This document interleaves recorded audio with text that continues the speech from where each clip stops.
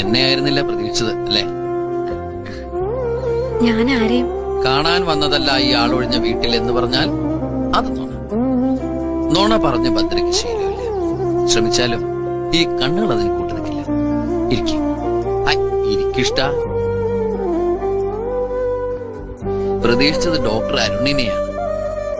പുള്ളി വന്നു എന്നറിഞ്ഞത് സത്യമല്ല.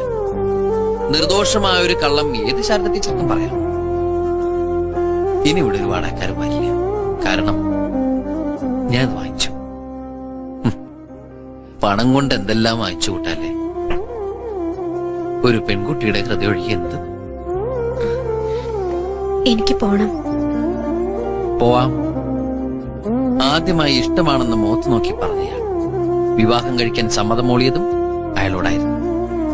അയാൾ ഇപ്പോഴും അവിടെ തന്നെ നിൽക്കല്ലേ, ഒരു വേദനയായിട്ട്. അങ്ങനെ വേദനയൊന്നുമില്ല. പിന്നെന്തിനാ വന്നു എന്നറിഞ്ഞപ്പോ ഓടിയെത്തിയത്?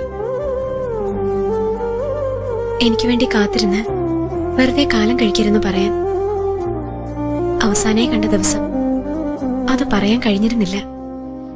എനിക്ക് വേണ്ടി കാത്തിരിക്കണ്ടെന്ന് പറയാം, കൂടെ വരാൻ ഞാൻ ഒരുക്കോണെന്ന് പറയാം. അതൊക്കെ ഭദ്രയുടെ ഇഷ്ടം. ഞാൻ കൊണ്ടുവന്ന് മുന്നിൽ നിർത്തി തരാം ആളിനെ. ഞാൻ എന്റെ ശ്രമം തുടങ്ങിക്കഴിഞ്ഞു. എന്തിനാ ഇങ്ങനെയൊക്കെ ബുദ്ധിമുട്ടുന്ന? ഭദ്രയ്ക്ക് വേണ്ടി.